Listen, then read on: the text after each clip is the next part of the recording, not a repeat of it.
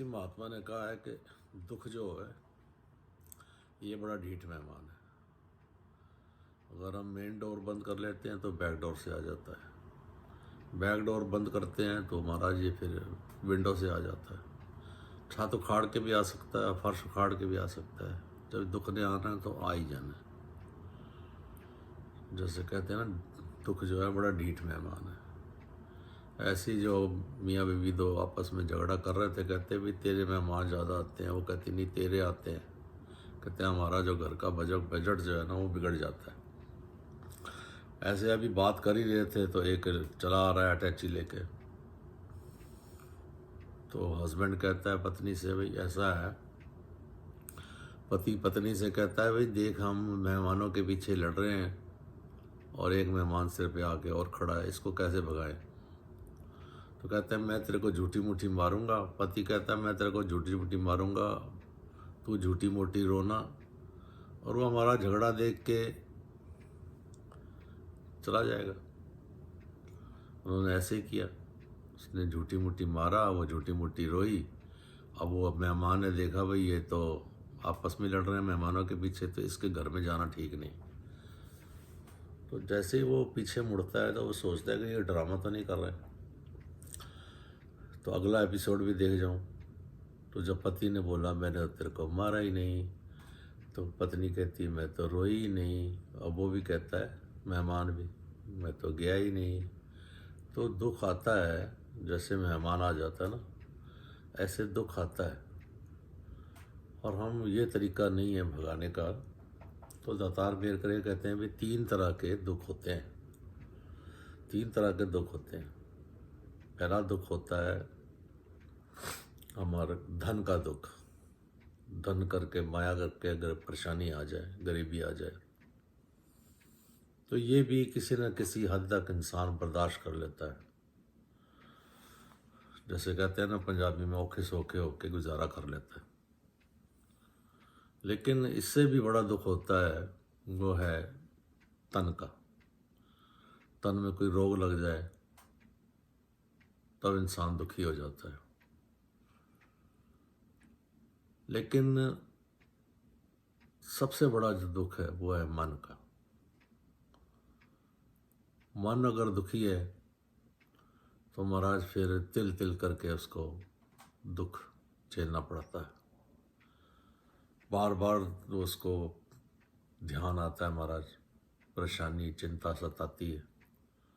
और फिर इसका इलाज भी बता दिया है सदगुरु ने, कृपा की है महाराज। कहते हैं मन बेचे सदगुरु के पास, तिस सेवक के कारज रास। तो दातार ऐसी मेहर करे, सच्चा पातशाह ऐसी कृपा करे महाराज। फिर साथ में वाणी में उपाय भी बताया गया है कि सुख नाही बहुता धन काटे,